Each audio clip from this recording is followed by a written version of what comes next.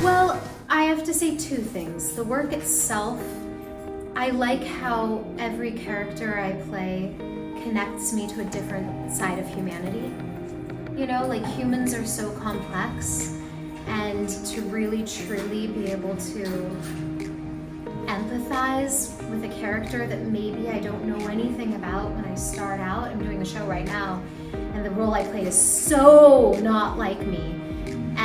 But it's another side of humanity, and there's forgiveness and redemption and love and all these universal emotions in this woman that I don't relate to, you know?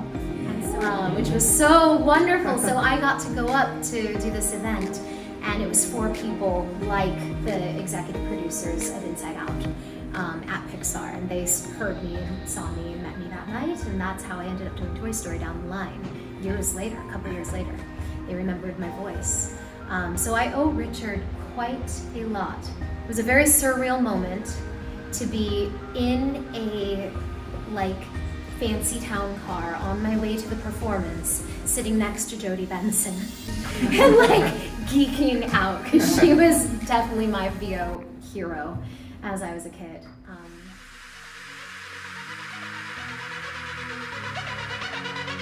Yes.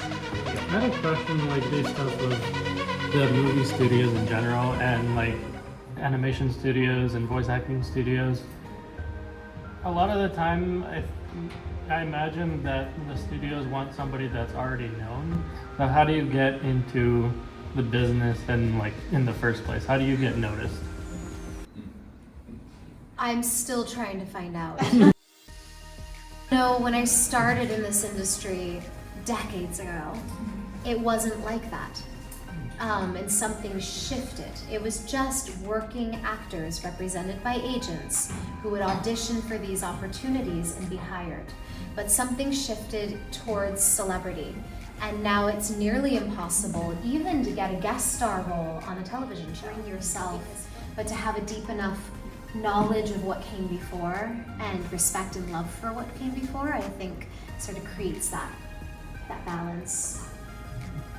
That's cool. It seems like you have a multifaceted experience with theater, singing, acting, and animation, voice work. That's pretty cool. But do we have any questions on theater before we switch to animation? No, for something. Yes. Do you believe in a certain sense that characters make your story? So, always the animators come up with a story, of course, but it's really defined by the characters. I do agree that characters make a story, because humans are interested in other humans. And if the characters aren't, fleshed out enough, if they're too one-dimensional, they're not going to be interesting. People won't care, right? So I think first and foremost, it's on the writer to really, really think about all aspects of this world that they're creating and who these people are and why they make the choices they make. And once the writer does their job, then I think the actor's job is to ask similar questions. You want to take what's on the page and you want to honor and respect it. Oh, thank you.